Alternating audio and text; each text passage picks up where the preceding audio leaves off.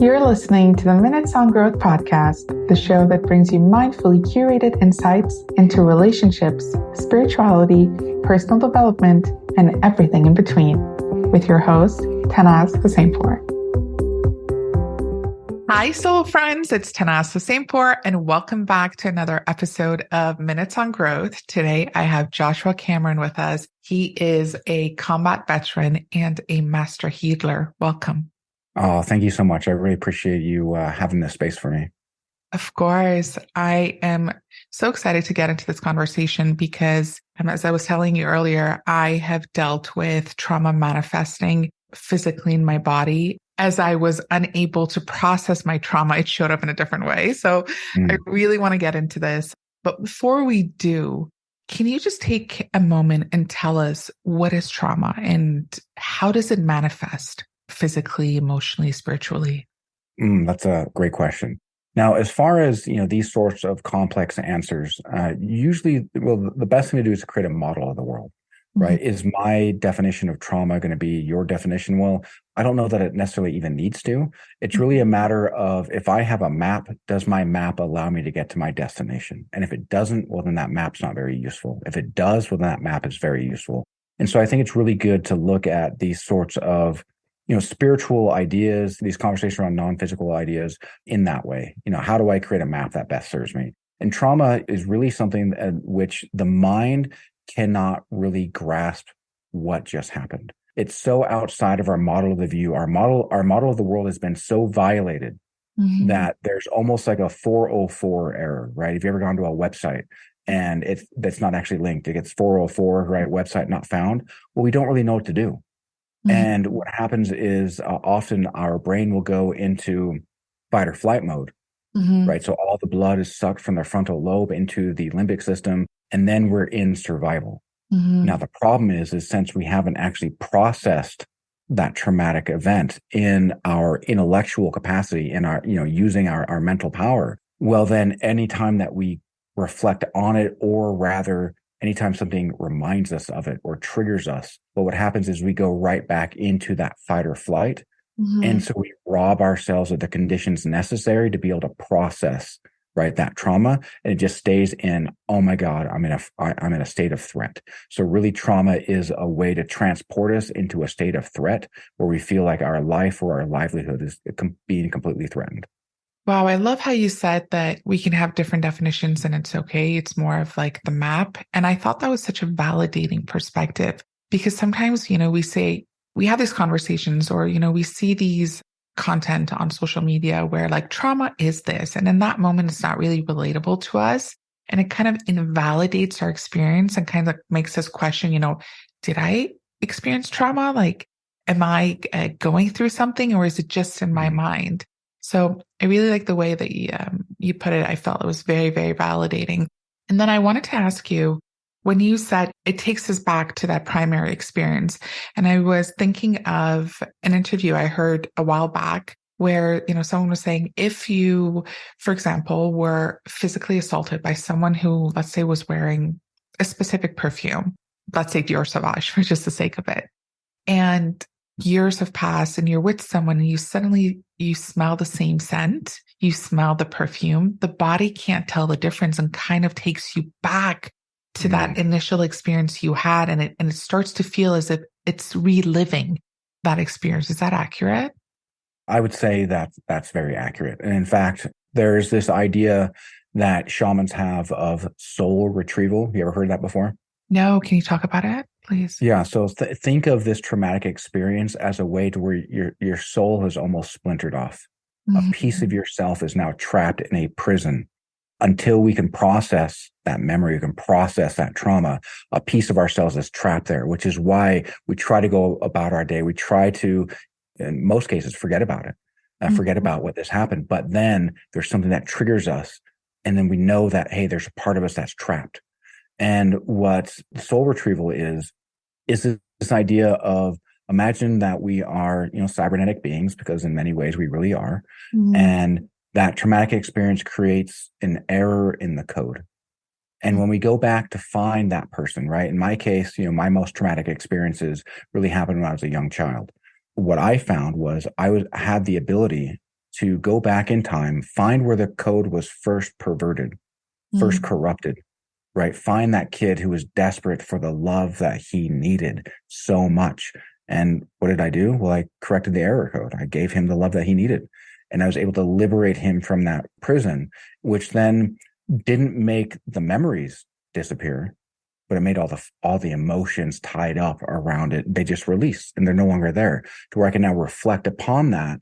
And now there's no longer any sort of error, any sort of block in the flow, anything that keeps us trapped in that space. We can now think upon it and then look at it as, maybe a path that was meant for us to work up the strength to become who we need to become in the world.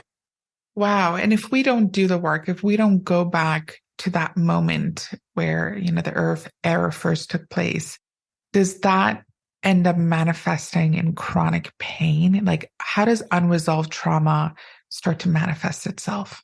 I love that question. So there's this idea in the Kabbalion that as above, so below, as below, so above. Mm-hmm. And the mind will often bear witness to something that it can't reconcile. Again, its model of the world, our model of the world has been violated. Well, what's lower than the mind is the body. Even though the brain and the body are one, right? There's something different about mentality, right? And the mind from the brain. And the body only has one way in which to communicate. Mm-hmm. That's right. Emotions, and feelings. Let me ask you something. Is chronic pain something that you can feel? No, like, yes, like you're feeling it every single day, but it's not, for me, it's not like where it starts and where it ends. It's just constantly there. And so chronic pain is the body's way of turning the light on the dashboard of the car, right? And most often people will see that light and like, well, what the hell? Right. Yeah. My car's trying to let me know that I need to go get an oil change, or that my oil's running low, or that that the tire pressure is low, or whatever. Check engine. Like, oh, like you're trying to warn me? Well, that's annoying. I was really enjoying listening to my music, and what most people do is they turn their music up. So as they're hitting that rumble strip, right, and then there's that warning light coming on, well, they just turn their music up even louder. The way the universe works is the law of escalating feedback, right? So what happens is when our model of the world's been violated, well, we usually have a feeling deep within us. Maybe it's an unsettling feeling in our gut, right? And then if we don't process that, well, that unsettling feeling will then manifest, right? Escalating feedback will manifest into pain, because the body is trying to get our attention in a way in which we cannot ignore it, saying there is an unhealthy state of things that needs to be set right. Right. So took me back a couple of years as you were talking. I was like, wow. So I think it was like 5 years ago, my grandfather passed away, and we had so many ceremonies to take care of. And like everyone in our family just went into fight or flight. Like they just they actually all froze. They weren't able to do anything. So I pretty much had to, step up and take care of so many things. I was very close to him. So I was already sad, but I wasn't allowed to be sad because, we had things to get done. And I remember 3 weeks after he passed away, I was literally in the gas station. I bent down to pick up a bottle of water and I couldn't get back up. And this is I was a super healthy kid. Like I could not imagine that this was happening to me. I was rushed to the hospital. They did an MRI and they're like, yeah, your like disc is inflamed and you can't walk. And they were like injecting me with so many different cortisones and trying to bring down the inflammation, and nothing would work. And so for 6 months, I was on bed rest, and I couldn't walk. I couldn't sit. It was so, so bad until I met a healer, and he said, let me try it. Like you've gone the regular medical route and it's not working. And so he started to like put his finger on certain pain points on my body. And I would scream, Joshua, like, I can't even tell you, like, you would think that he's beating me up, but all he was doing was putting his finger on certain points. And he just kept telling me, let it go, like cry it out, let it out, scream it out. And within a month or two, I was walking again. And I was thinking to myself, wow, like that unresolved pain, that unresolved trauma of having to step up and kind of take care of everything and not being able to grieve, and just like so many things that happened during that week really manifested in this weird physical ailment, like disease, like literally the body was no longer at ease. Well, and if you think about your symptoms there, right? Let's take a step back and think about the way in which we communicate, to ourselves, to each other. Well, if somebody is feeling sad, right, Mm-hmm. and we want them to not be sad, typically we don't actually talk to them and help them process their emotions. We just say, hey, back straight, head up, right? Shoulder your responsibility. If these are axioms which that we, pass back and forth, doesn't it kind of make sense that the back is what's been holding all of that energy? Wow. Yeah, you're right. And so there's different areas of our body. And, there's not necessarily any rhyme or reason to it, but there's different areas of our body that will start to store this. And usually it comes in the form in which we believe and we speak, especially to Mhm. ourselves, right? As Americans, we fetishize this idea of being our own worst enemy. What a terrible thing to have inside of your mind. An evil Jiminy Cricket that at any point will just jab you and just let you know how much lesser that you really are, how you're really not good enough, right? You're not strong enough. Why would you do that? You're so stupid. And what a terrible, terrible thing to do to ourselves, because what we're doing is we're holding on. Anytime we do something, instead of processing it, letting it go, we're holding on to it, and then we're putrefying it. As we're putrefying it, well, then the body is screaming for our help. And how Mhm. does it scream? Well, it screams in the form of pain. Wow. So the way we talk to ourselves also can exacerbate the pain. 100%, right? So I'm a really big fan of the Tao Te Ching, right? I love Mhm. ancient wisdom that is all around flow. In fact, I was listening to, one of my mentors, Ed Stracher, had a conversation with a man by the name of Dennis Stevenson, and he mentors, different executives from Apple or Wells Fargo, right? People who are already multimillionaires in order to help them build their wealth even more. And everything he talks about is flow. Mhm. And anxiety, right? When we feel anxiety in our bodies, well, anxiety is the feeling of growth, but most people aren't really told that. So they're like, hey, I feel funny. I don't really like this feeling. I'm now going to resist this feeling. And the problem with the resistance is that friction that creates, well, it just builds and compounds. And with all energy needs to flow. And as we're resisting, well, what happens is we're creating blocks in that flow. In the same way that you might hear if you have a swamp cooler or some sort of air that's blowing in your house and you just crack a window, but it starts whistling, right? Because it's being forced through a very small opening. Well, as we're narrowing our flow, well, our body will start to make noises. Maybe it'll start to whisper, it'll start to let us know, hey, there's something not right here. And then again, the law of escalating feedback, it might start talking a little bit louder, saying, hey, there's something not right here. Eventually you'll start going to pain because we're starting to block this off, but that flow is still trying to go. It's still trying to push through, but we're creating these pains. And until we can let go, right, of that block and get that flow going again, well, that pain is there to remind us, not that we're bad, not that we're good, but that we have a lesson to learn and we haven't learned it yet. How do we let go of that block? I know we block it because at some level we're trying to protect ourselves. It's like a coping Mm. mechanism, a defense mechanism. But are there any practical steps that we can take to kind of A, become aware that the block is there, Mm. and B, to become a little bit more comfortable with feeling the feelings and letting the block, subside little by little? I love that question. Well, meditation is probably the best thing that you can do for your life, period. Doesn't mean that you always meditate. Doesn't mean that you constantly meditate and expect the world to fall into your lap as you're just meditating for hours and hours and hours on end. But the reason why meditation is important is because it allows us to quiet the mind. The mind is where all the noise is. The mind is where, as we're raised, and think of even little innocuous things like, Tannaz, what do you want to do when you grow up? And you might be like, oh my gosh, I want to do this. And people around you might be like, well, that's stupid. That doesn't make Mhm. sense. Why would you want to do that? Wouldn't you want to rather do something that I think would be good for you? And then we start to get our minds filled with all this noise that has nothing to do with who we are, has nothing to do with our purpose. And we start listening to what other people think. And the problem with that is most everyone else has no idea what they want. but they are more than happy to tell us what they think is good for us. True. And right. And so now we're following bad advice, which is compounded because there's bad advice for them and they're giving it to us and we're just accepting it. And we're assuming there must be something wrong with us. So meditating, what it does is anyone who's ever done data analysis, like I have, there's this idea that you have to quiet the noise to increase the signal. And when you allow the mind to go still in meditation, you can start to tap into the body. You can start to tap into, hey, what's going on here? Hey, where do I feel, right? Maybe I've got some tightness, in my body somewhere. What sort of emotions come up when I tune into that? When I ask my body with curiosity, not, hey, body, you're bad. Why are you doing this to me? But like, hey, body, thank you. I love you. You've been here for me. You've helped me. What is it that what am I holding on to? Mm-hmm. And then just allow, there's probably gonna be something that's going to come to your mind. You're probably going to dismiss it, right? That's just how we are.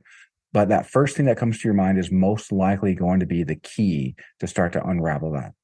Wow. So I always say ask through prayer and receive through meditation. So Yeah. just sit in the silence and have the answers, flown to you. Okay. So question, and everyone has this question, people say, I'm not good at meditating. I'm not good Mm-hmm. at meditation. Like, I try to be still, but I have a million and one thoughts coming into my mind. What do I do? How do I start? I'm going to give up. It's not for me. What advice would you give to those people? Well, if you feel that, you're likely doing meditation correctly. Like, wait, Mhm. what? How is that correct? Well, because the mind doesn't want the noise to go away. So if you start feeling how uncomfortable it is, well, you're probably doing it right, because otherwise you wouldn't have noticed that. And the thing is so often people approach meditation as, I'm having these thoughts. I need to quiet these thoughts. I need to make these thoughts shut up. I need to go ahead and make them silent.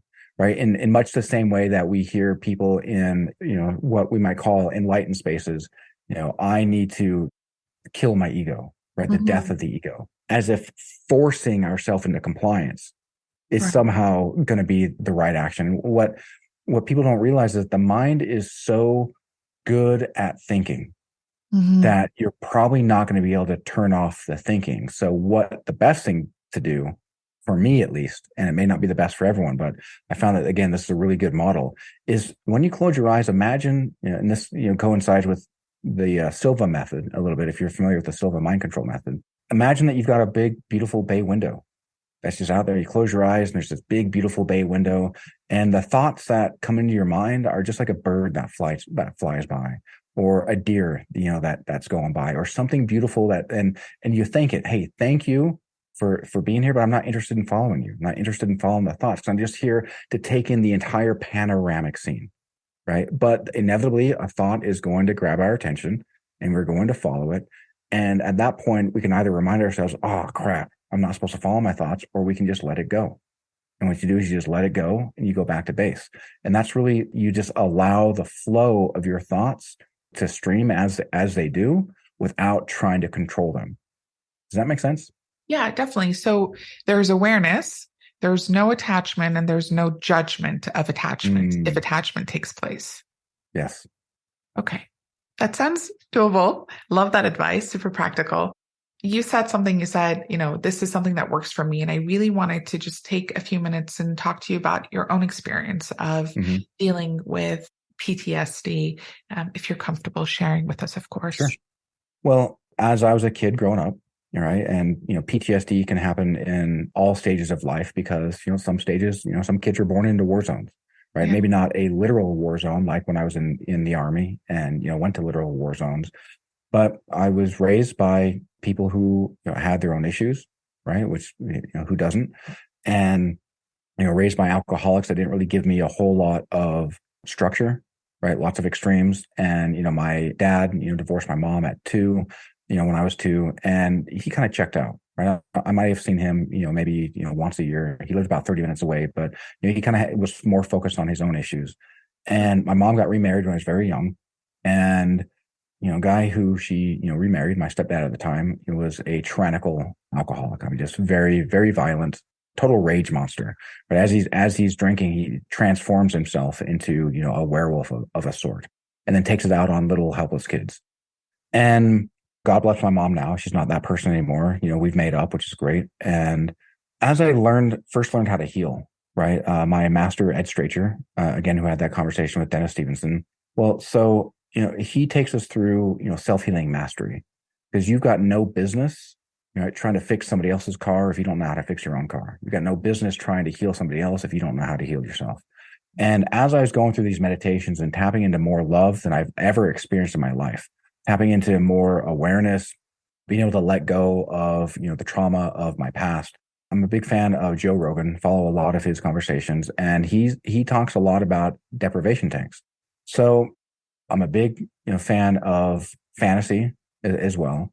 And, there was a TV show that I had seen, Stranger Things, and, there's a deprivation tank involved there. It's like, okay, well, wait a minute. I'm starting to tap into what I would call magic. Well, doesn't this little girl 11 also tap into magic, right? For those who were familiar with the show. Well, she goes into a deprivation tank and then she taps into a whole new dimension. So as I go to this deprivation tank, I'm doing my meditations. I'm getting myself into just more love than I've ever felt before in my life. And then this thought occurs to me, right? I've never been told this. I've never been trained this, but the thought occurs to me, you know what you should do? You should summon the grossest, worst memory of your life. Like, okay, well, why not? So just like I was in a hologram, right? Which is actually not all that far from the truth, right? People, contemporaries of Einstein, Max Planck, talks about how consciousness is primary, right? Physicists talk about how consciousness is primary. Consciousness is everything there is.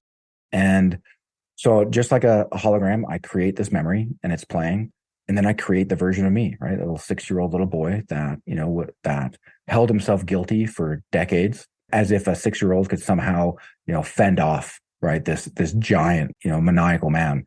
So I then projected myself as I was in that deprivation tank and projected myself right next to that little boy.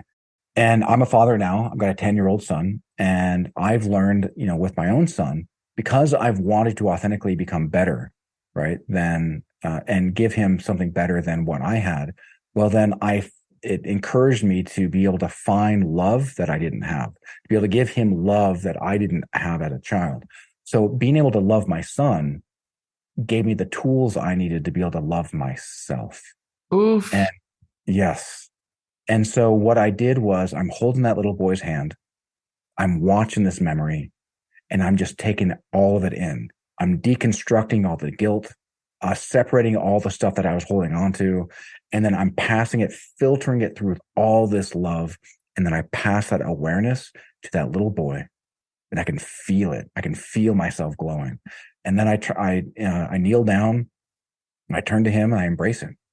Just say, I love you, right? You never have to be afraid again. And I just broke out crying and just started releasing all that stuff. And that's, before we were talking about how, going back to the root of the problem, right? Where the code was first corrupted. And that's really what I did is I went to where that code was first corrupted, and I did, maybe a patch kit in the terms of programming. Wow. Question. Did meditation help you build up the courage to bring up that really difficult memory? Because, if that voice comes to us, another response could be, no, it's too painful. I'm not ready. Where did you get the courage to say, okay, let's do it? So I've got two amazing mentors in my life, and I'm so blessed to have them, right? One is Peter Sage. You took me through his elite mentorship forum, and, working with him weekly, meeting my peer groups, and Ed Stracher. And meditation, did it give me the courage? Yes. The reason why is because for so long I've been blocking out that signal and only been listening to the noise.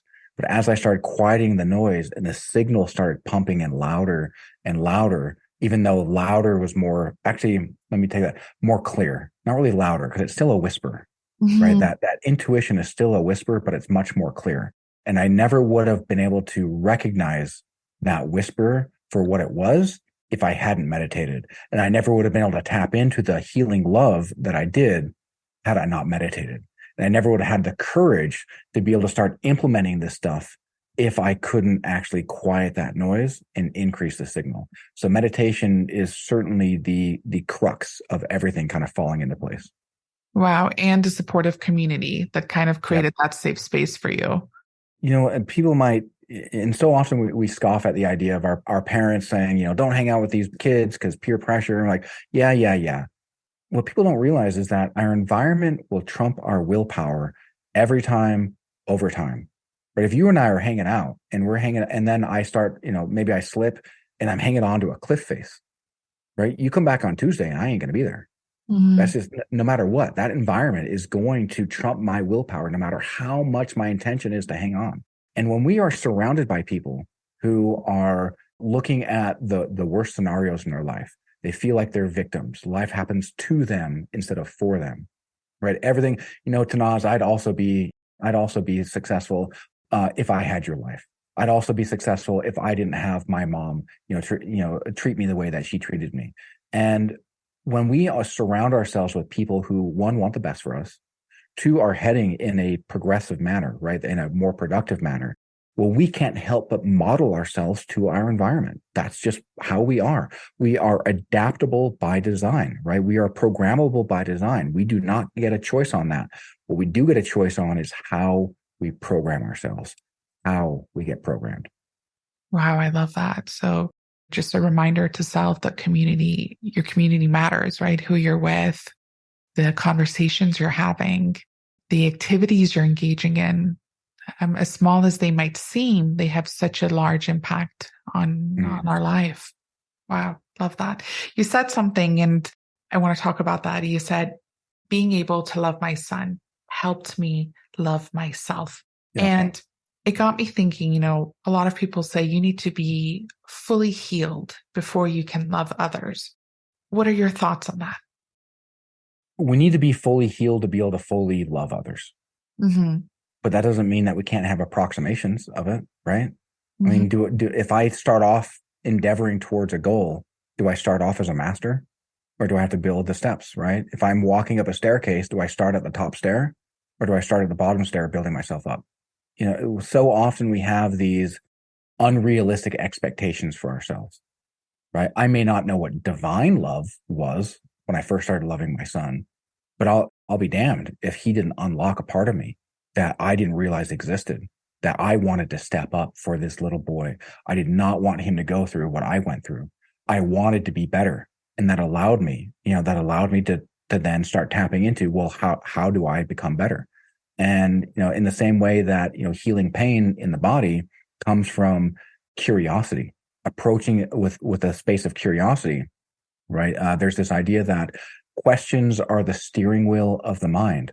Well, if Mm-hmm. I'm not fully healed, well, how can I still love regardless of not being fully healed? How do I start loving myself to a place of being fully healed? Because it's not like love is just not there. And then all of a sudden, hey, I'm healed. Now there's love, right? That just doesn't work that way. Does that answer your question? Yeah, yeah, definitely. But do we ever get to a point where we're fully healed? I guess it depends on the definition. And I think we get to a point where we can fully accept, right? Mm-hmm. And if you're familiar with David Hawkins' work, right? Power versus force, right? Acceptance is a very high vibrational space. I think it's like 350.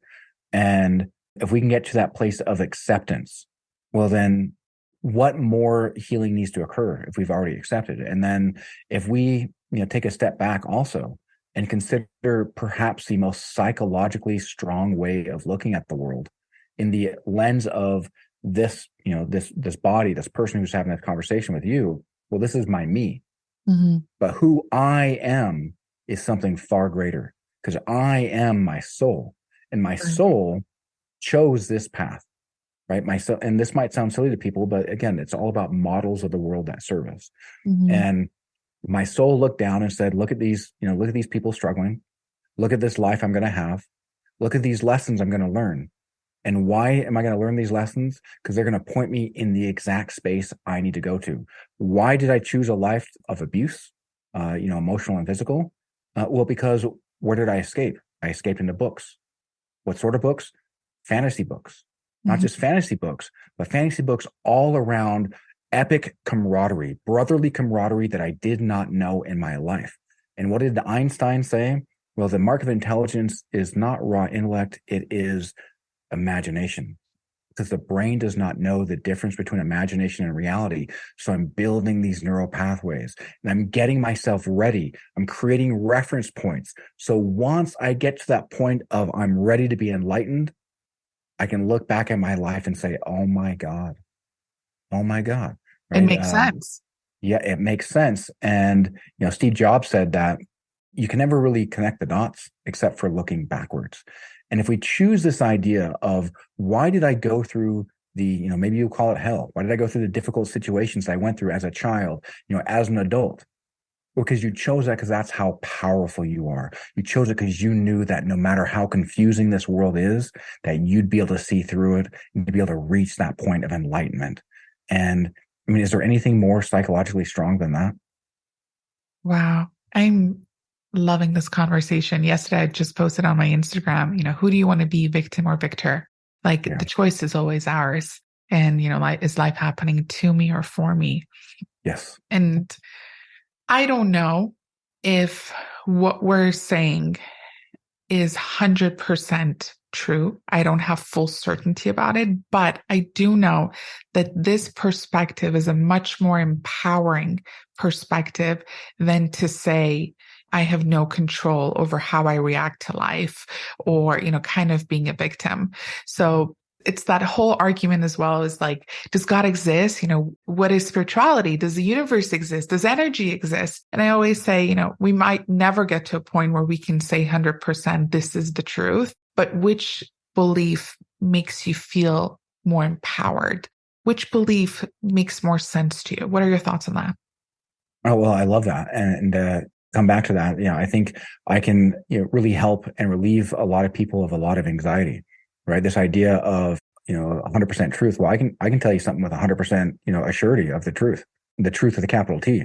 The truth with a capital T is that nobody knows the truth with a capital T. Yes.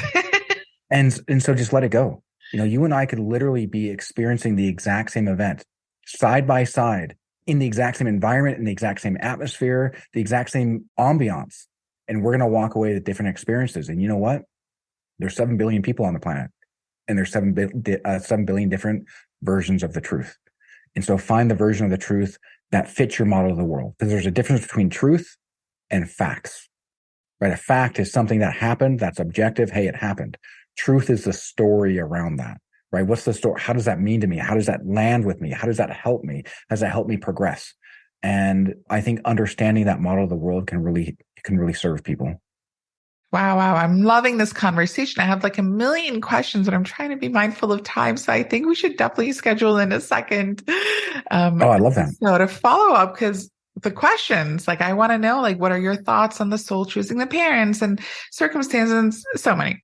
But just my last question. If you could go back to the younger version of you who was experiencing physical abuse, verbal abuse from your stepfather, knowing what you know today, what would you tell that young kid? Oh, what I already told him, That you right? are And loved. yeah, exactly. I took you through that, you are loved, right? Mm-hmm. And the thing is when you share love, there's so much more to it. And there's 3 main areas of awareness. And, one is intellectual, and intellectual is near meaningless. And what I mean by that is, like, imagine a smoker. A smoker sees the same Surgeon General warning as everyone else. A smoker sees all the information that there's literally no reason for them to put a toxic, stick and light it on fire and suck the fumes, put that in their mouth and start sucking those fumes. So intellectual understanding is near meaningless, Mm-hmm. right? So many people know what they should do, but they don't. And knowing but not doing is the same as not knowing. So just because we know something, we may very well be acting in a way in which we don't know. The second is the emotional. Or the emotional, I'd say that person has, they go to the doctor and it's like, hey, if you don't quit smoking, you're going to have a stroke. You're going to have an aneurysm. Like, oh my gosh, they crumple the cigarettes and they throw it away. Well, the emotional awareness, what happens there is that behavioral change is highly likely. Lasting change is highly unlikely. And well, why would that be? Well, because if we are a smoker and something scared us into quitting, well, aren't we just now a smoker who quit? And there's that resistance. And that resistance, one, it blocks our flow, but then also think of somebody at a gym. If you're holding resistance bands, you can't hold them in perpetuity. Mm-hmm. Eventually you're going to go into muscle failure and you're going to let those go. And what happens when you let those go? Well, you're putting a cigarette back in your mouth. And so then the third level is identity. And identity is what governs our core beliefs, right? Tony Robbins has this idea that the most powerful force in the human psyche is a need to be consistent with their identity, be consistent with our identity. And so we can start to reshape our identity, then everything else changes. And then again, that's the as above, so below, but also as below, so above, because we can't just turn the switch on and change our identity. It's these slow movements, these steps, right? I take one step at a time to get to the top of the stairs, right? And so as we start understanding the intellectual information, right? Hey, Joshua, little boy Joshua, hey, you're loved. I love you. Well, I don't really feel that though. Well, let me give you a hug. Okay, well, I feel that, but what's the lasting change? Well, let me show you. Look at who I am. Let me tell you about what I've done. And in fact, that's actually a powerful meditation that we can do is we can go back in our minds, right? So as we're meditating, closing our eyes, tapping deep within ourselves, summon that little kid version of ourselves who is desperate for love, who may have been lost, and just share with them what you've done. And imagine their eyes bulging like, you made it. Oh my God, you made it. Wow, I love that. I'm going to do that today. That's a great meditation that you shared with us. Thank you for that. You're welcome. Okay, so 3 types of awareness, which I want to get into the second episode that we do together. I would love for you to break that down even more. But in the meantime, how can people connect with you? How can they find you? How can they work with you? Yeah, so if what I'm saying resonates and you're really liking it and you want to hear more, you can reach out to my website at freemefrompains.com. I've helped all sorts of people with, mental as well as physical pains. And you can book a healing plan right there. And what we can do is we can at least get clarity. Mm-hmm. Most people have no idea what it is that they want. They have every idea of what they don't want. Mm-hmm. And if we know what we don't want, well, we move in the direction of our area of focus. If we know what we don't want, guess what we're going to get more of? What we don't want. What we don't want. Mm-hmm. Exactly. And so working together, we can start getting clarity, help you get clarity and actually start healing from as below, so above, but also the governing agent, the soul being the superset of the body, which is the subset, right? And allow that magic to happen. Because you know what? As Tom Campbell, who founding scientist within the Monroe Institute and NASA scientist, said, when you believe in magic, you live a magical life. And so reach out to my website, Free Me From Pains, book a healing plan, and let's chat. Let's see how we can get you on a road to that sense of inner fulfillment. Wonderful. I'm going to share that link in the show notes as well, so people have an easier access. Once again, thank you so much for sharing all your wisdom with us. It's been an absolute pleasure of mine having you on. Thank you. Thank you. Thank you for holding the space. I really appreciate what you do, and it's been my honor. Wonderful. Thank you once again. And thank you everyone for listening. Speak soon. Thank you for joining us this week on Minutes on Growth. If you enjoyed today's episode, then make sure you never miss a show by clicking the subscribe button now.